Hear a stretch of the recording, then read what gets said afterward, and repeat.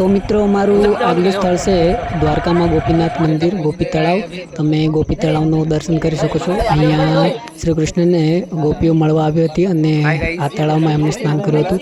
તો અહીંયાની પણ મહિમા ખૂબ વધારે છે અને આવી રીતે તમે દર્શન કરતા રહેશો।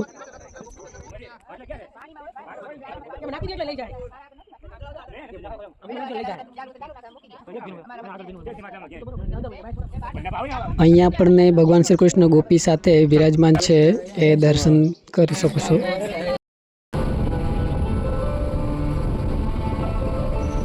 ત્યાર પછી મિત્રો અમારું આગલું સ્થળ નાગેશ્વર ધામ ભગવાન શિવનું ધામ। તો નાગેશ્વર ધામનું તમે દર્શન કરી શકો છો।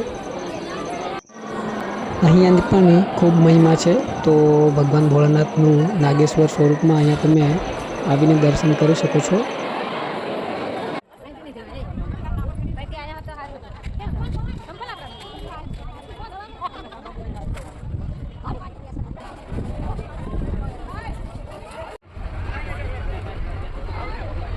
મિત્રો નાગેશ્વર ધામ પછી આગળ તમને ભાલકા તીર્થનું દર્શન કરાવીએ।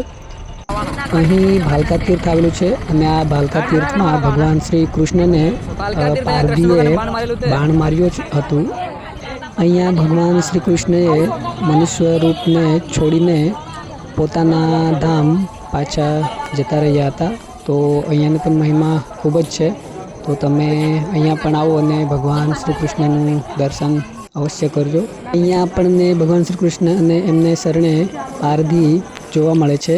અને હવે ફ્રેન્ડ્સ હું આગલા સ્થળનું દર્શન કરાવીશ, જોતા રહેજો।